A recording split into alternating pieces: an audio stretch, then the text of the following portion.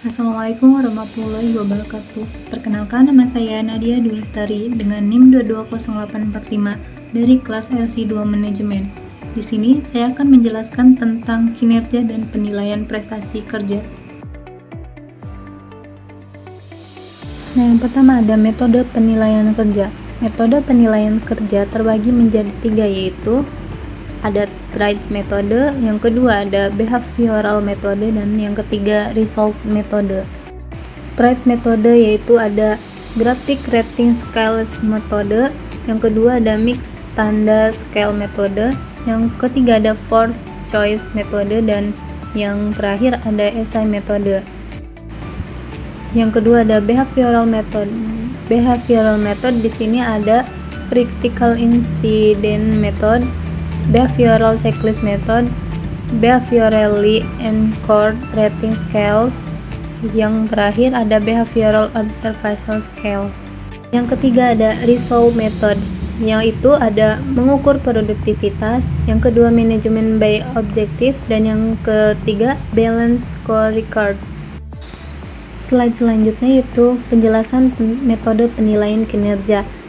Trace metode, pendekatan sifat terhadap penilaian kinerja yang dirancang dengan mengukur karakteristik tertentu dari seorang karyawan seperti kemampuan untuk diandalkan, kreativitas, inisiatif, dan kepemimpinan. Di trace metode ini ada yang namanya graphic rating scale, yaitu suatu pendekatan sikap untuk menilai kinerja, di mana setiap karyawan diukur atau dinilai menurut skala karakteristik. Yang kedua ada mixed standard scale, yaitu suatu pendekatan sikap untuk menilai kinerja yang sama dengan metode skala lainnya, namun pada metode ini lebih berdasarkan pada perbandingan standar seperti lebih baik daripada, sama dengan, atau lebih buruk daripada. Yang ketiga ada forced choice method, suatu pendekatan sikap untuk menilai kinerja, di mana si penilainya perlu untuk memilih suatu rancangan pernyataan untuk membedakan antara kinerja yang sukses dengan yang tidak sukses. Yang keempat ada SI method, yaitu suatu pendekatan sikap untuk menilai kinerja, di mana penilainya perlu untuk menyusun suatu pernyataan esai yang menggambarkan perilaku pegawai. Selanjutnya ada behavioral metode. Yang pertama ada critical incident, yaitu kejadian tidak biasa yang menunjukkan kondisi superior ataupun kondisi inferior atas kinerja karyawan dalam beberapa bagian pekerjaan. Yang kedua ada behavioral checklist method, yaitu salah satu teknik penilaian yang tertua adalah behavioral checklist method. Penilaian ini terdiri atas daftar yang berisi karakteristik atau perilaku kinerja pegawai. Yang ketiga ada behaviorally anchored rating scales bars, yaitu suatu pendekatan penilaian kinerja yang terdiri dari sebuah urutan dengan skala-skala vertikal, di mana setiap urutan tersebut merupakan dimensi yang penting dalam penilaian pekerjaan. Yang terakhir ada behavior observation scale BOS, suatu pendekatan perilaku untuk menilai kinerja yang mengukur frekuensi dari perilaku yang diobservasi atau yang diamati. Selanjutnya ada result method, terbagi menjadi 3. Yang pertama mengukur produktivitas. Mengukur produktivitas yaitu produktivitas kerja dapat diukur dengan membandingkan output dengan input. Output adalah hasil yang dihasilkan, sedangkan input adalah sumber daya yang digunakan untuk menghasilkan output tersebut. Yang kedua ada manajemen by objective atau MBO, merupakan filosofi manajemen yang mengukur kinerja berdasarkan pencapaian karyawan atas tujuan yang dibentuk sesuai dengan persetujuan antar karyawan dengan manajer. Yang ketiga ada balance scorecard, yaitu membantu manajer untuk menerjemahkan tujuan strategis ke dalam tujuan operasional. Model umum balance scorecard adalah yang pertama keuangan, yang kedua pelanggan, yang ketiga proses, dan yang terakhir pembelajaran. Selanjutnya, tujuan evaluasi penilaian prestasi kerja. Penilaian bertujuan untuk mengevaluasi karyawan yang berkinerja baik ataupun kurang baik. Tetapi dalam realitasnya, penilaian kinerja adalah salah satu alat yang tersedia bagi para manajer dan sangat mungkin untuk selalu berubah-ubah.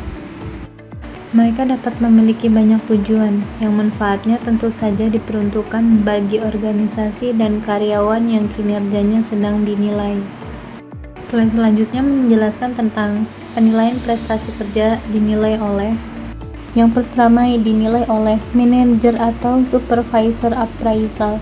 Penilaian kinerja dilaksanakan oleh supervisor dan kemudian sering dipaksa kembali oleh para manajer yang berada pada suatu tingkatan yang lebih tinggi. Yang kedua dinilai oleh self-appraisal. Penilaian kinerja dilaksanakan oleh pekerja yang sedang dievaluasi. Secara umum, dalam sebuah formulir penilaian, wawancara kinerjanya akan dilengkapi atau diisi oleh pekerja yang lebih senior.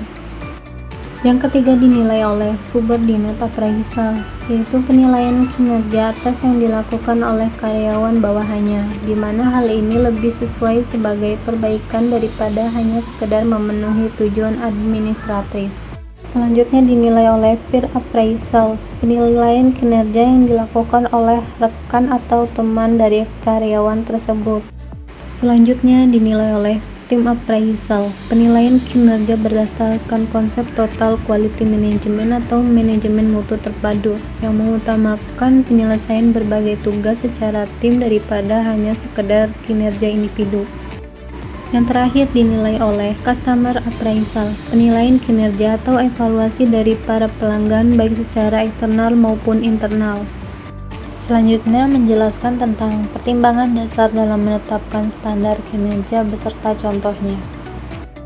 Yang pertama ada strategic relevance, sebagai perluasan atau standar-standar yang berhubungan dengan tujuan strategis organisasi.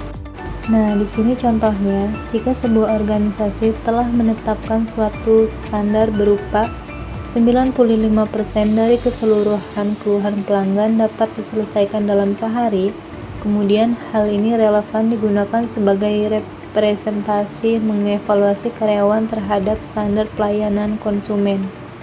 Yang kedua ada criterion deficiency, yaitu menetapkan standar penilaian kinerja yang mencakup keseluruhan tanggung jawab karyawan, namun dapat dipersempit lagi kriteria penilaiannya.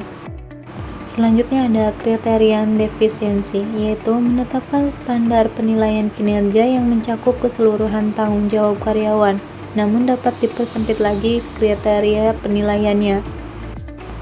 Contohnya seperti standar-standar penilaian kinerja fokus pada satu kriteria, seperti pendapatan penjualan. Standar tersebut dapat dipersempit lagi terukur dimensi kinerjanya, seperti pelayanan konsumen. Dengan demikian, sistem penilaiannya mengalami criterion deficiency. Yang ketiga ada criterion contamination, yaitu kriteria kinerja dapat pula terkontaminasi atau terpengaruh. Ada banyak faktor di luar kendali pekerja yang dapat mempengaruhi kinerjanya. Contohnya, yang pertama, para pekerja bagian produksi tidak boleh terpengaruh oleh hanya karena mesin yang dioperasikan lama atau baru. Yang kedua, kinerja para karyawan penjualan tidak boleh terpengaruh oleh kenyataan setiap wilayah memiliki perbedaan potensi penjualannya. Yang ketiga, andai setiap pegawai baru bagian accounting bisa menjurnal dan membuat laporan keuangan dengan benar dan akurat. Hambatannya, sebagian besar pegawai baru tersebut biasanya butuh waktu berbulan-bulan hanya untuk membiasakan diri dengan chart account, apalagi menjurnal dan membuat laporan keuangan. Yang terakhir menjelaskan tentang reliability, yaitu kehandalan, kestabilan, konsistensi atau suatu standar atau mengupayakan individu untuk mempertahankan kinerja pada suatu level tertentu dalam suatu periode waktu. Sekalipun instrumen penilaian digunakan oleh dua orang yang berbeda dalam menilai seorang pegawai, hasil penilaiannya akan cenderung sama.